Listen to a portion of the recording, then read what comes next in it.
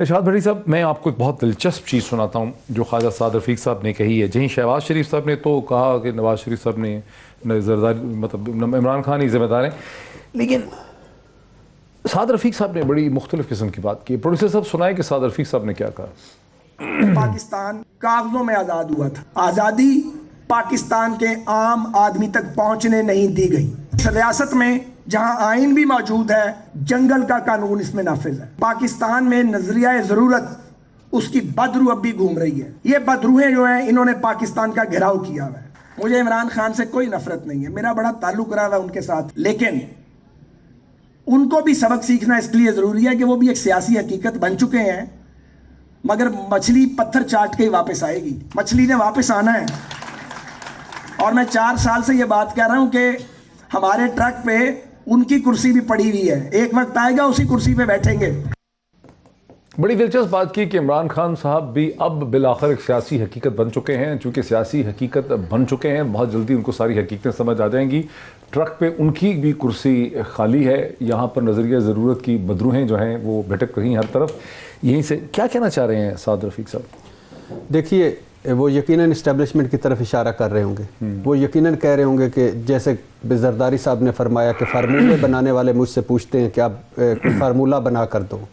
وہ یقیناً کہنا چاہ رہے ہوں گے کہ یہ ہم جمہوریت کو نہیں پنپنے دیا گیا، سازشیں ہوتی ہیں اور جو خلائی مخلوق، جو سلیکٹرز، وہ سارا اس کے کہتے ہیں کہ عمران خان بھی اسی ٹرک پہ آئیں گے، کرسی ہے ہمارے پاس آپ کے لیے. لیکن ان کو خوف خدا کوئی نہیں، کوئی شرم، کوئی حیا کوئی نہیں. یہ خود اسی نظریہ ضرورت کی پیداوار ہے. نواز شریف صاحب کہاں آئے تھے؟ گورنر ہاؤس والا بھول گئے جب جنرل جیلانی نے ویٹر کی پگ اٹھا کر ان کے سر پہ رکھی تھی؟ بھول گئے کس انگلی سے پکڑ کے آ گئے؟ بھول گئے کہ آتے ہی کہا کہ یہ اسٹیبلشمنٹ ہے میری ذمہ دار، اور پھر منافقت کر کے تو ایکسٹینشن کو ووٹ دے دیا. پھر جب بات نہیں بنی تو وہ گجرانوالہ جلسہ ہو گیا. پھر بات جب بنی تو مریم بھی چپ، نواز شریف بھی چپ. اب کیا کر رہے ہیں؟ یہ میں نے کہا تھا یہ اپوزیشن. یہ کیا کہہ رہے ہیں خواجہ سعد رفیق کہ عمران خان ٹرک پہ آئیں گے؟ نہیں، یہ سارا سیاسی بیان ہے، ترنت بازیاں ہیں. آپ دیکھیں نا اب کیا کر رہے ہیں. میں نے کہا یہ اپوزیشن کیا ہے؟ آل بچاؤ، مال بچاؤ، کھال بچاؤ، اور اب ساتھ ایک لفظ لگا دیا، جگاڑ لگاؤ. یہ جگاڑ لگا ہوا ہے. آپ ایک پنجابی کا گانا تھا، وہ بڑا مشہور گانا تھا، اساں جان کے میٹ لئی آکھ وے ساڈے والے تک سجنا. اب اس کو تھوڑا سا موڈیفائی کریں تو سا کیوں جان کے میٹ لئی آکھ وے ساڈے والے تک سجنا. مولانا فضل الرحمان، وکی لیکس، ساڈے تے بھی ہاتھ رکھو، اسی بھی وزیر اعظم بن سکتے ہیں. ہم آپ کے امریکہ کے ساتھ چلیں گے، اور قاضی حسین احمد صاحب امریکہ میں ملاقاتیں. اچھا، شہباز شریف، میں الیکشن سے ایک مہینے پہلے وزیر اعظم بن چکا تھا اور کابینہ کے نام فائنل ہو چکے. زرداری صاحب جو اس فارمولہ ریس کے چیمپئن ہے پاکستان میں، آئی جی آئی کے علاوہ کوئی ایسا فارمولہ نہیں ہے جس میں زرداری صاحب شامل نہ ہو. وہ آج بھی جگاڑ لگا کے بیٹھے ہیں کہ بلاول کے سر پہ سیرے سجیں گے اور ہم پیا میرا گھر آیا گانا گائیں گے. کس کی بات کرتے ہیں؟ کوئی ایک مجھے کھڑا ہو. دیکھیے سیاست منافقت کر رہے ہیں، سچ نہیں بول رہے. جھوٹ جھوٹ جھوٹ جھوٹ جھوٹ. کوئی ایک مجھے بتا دیں. میں اکثر ساروں کہتا ہوں فوت ہوئے کو چھوڑ دیں. میرے ساتھ مجھ سے زیادہ پڑھے لکھے آپ بھی ہیں، رومی صاحب بھی ہیں، عامر ضیاء صاحب، اور اختلافات ہو سکتے ہیں بات کے، لیکن میں مانتا ہوں آپ مجھ سے زیادہ پڑھے لکھے ہیں. مجھے ایک بتا دیں کوئی اس وقت کے ایک ہمارا جمہوری تو ہے ہی کوئی نا، ایک کوئی سیاستدان جو اصول پر کھڑا ہو، جو منطق پر کھڑا ہو، جو اخلاقیات پر کھڑا ہو. مہذب معاشروں کی سیاست اور جمہوریت کس پہ کھڑی ہوتی ہے؟ اصول، منطق اور اخلاقیات پہ. کوئی ایک مجھے بتا دیں. یہ سارے جھوٹ بولتے ہیں، فراڈ کرتے ہیں. جس دن یعنی اب میں نے کبھی بھی نہیں بات کرنی تھی. لندن، برطانیہ اور لاہور میں شادی ہوئی ہے، ایک شاہی شادی، 36 مبینہ طور پر 30 لاکھ کی چادر ڈالی گئی. فنکشن پہ فنکشن، اور اسی دوران ٹویٹ، میں عوام کی مہنگائی سے بڑی تنگ ہوں. خدا کے لیے ایک لنگر کھول دیتے جہاں عوام بھی آ کے کوئی کھا نہیں دیتے. 36 ڈشز.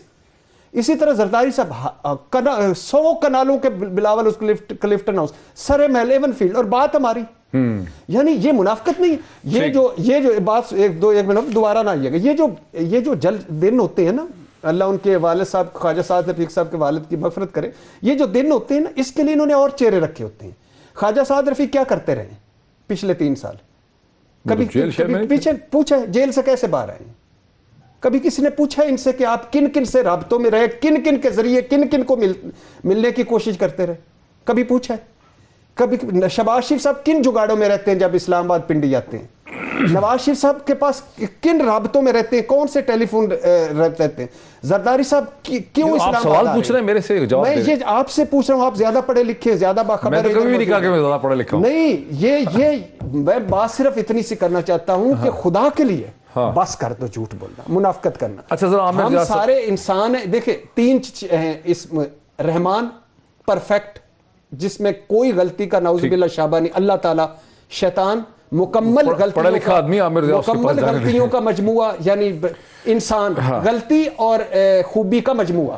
تو اب یہ ہمارے سامنے پتہ نہیں کن چہروں کے ساتھ آ جاتے ہیں. عامر ضیاء صاحب, یہ جو خواجہ سعد رفیق نے, بھٹی صاحب تو بڑے ناراض ہو گئے خواجہ سعد رفیق صاحب سے, لیکن خواجہ سعد رفیق صاحب یہ کیا کہہ رہے ہیں کہ عمران خان صاحب اب چونکہ ایک سیاسی حقیقت بن چکے ہیں, لیکن مچھلی پتھر کو چاٹ کے ہی واپس آتی ہے, اور اس کے بعد یہ کہ ٹرک پہ ان کی کرسی ہم نے رکھی ہے, وہ تو کچھ اس طرح اشارہ کر رہے ہیں کہ الٹیمیٹلی بالآخر عمران خان کو بھی کسی پروٹیسٹ موومنٹ کا سب کے ساتھ مل کے حصہ بننا پڑے گا, کچھ اس طرح سے وہ بات کر رہے ہیں.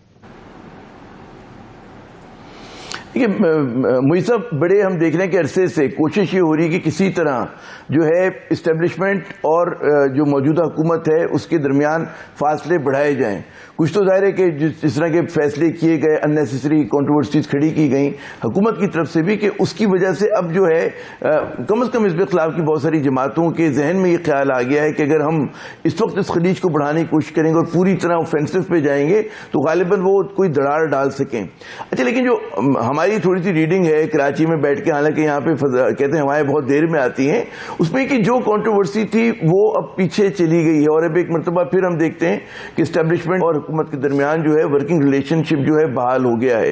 اور یہاں پہ لیکن آپ دیکھیں کہ بڑا جو ایک ہمارے ملک کی سیاسی اسٹیبلشمنٹ ہے وہ بڑے زور و شور سے, چاہے وہ پاکستان پیپلز پارٹی ہو, چاہے وہ نواز شریف صاحب اور ان کا خاندان ہو, یعنی کہ نون لیگ ہو, وہ متواتر ایک ہی چیز کے لیے کوشاں ہیں کہ کسی طرح سے مطلب اشارے کنایوں میں کہ اس کہتے ہیں نا پورے اسٹیبلشمنٹ کو بھی متنازع بنا دے, اس حکومت کو تو خیر ان کی پہلے دن سے زیادہ کوئی کوشش ہے کہ جی کسی طرح سے ان کے درمیان ویج بھی ڈالا جائے اور ان کو متنازع بھی بنایا جائے.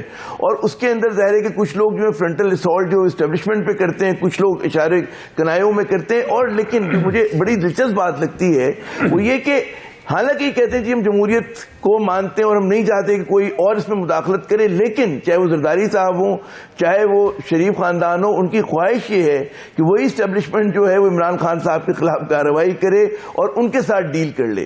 یعنی کہ اس وقت جو پوری طرح کوششیں ہو رہی ہیں وہ یہ ہو رہی ہیں.